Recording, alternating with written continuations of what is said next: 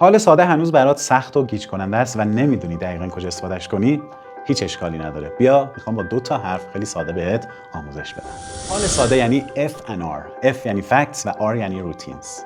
یعنی به صورت خیلی ساده بخوام بگم، حال ساده یعنی کارهایی که به صورت معمول انجام میدیم یا جملاتی که به شکل یک حقیقت بیانشون میکنیم.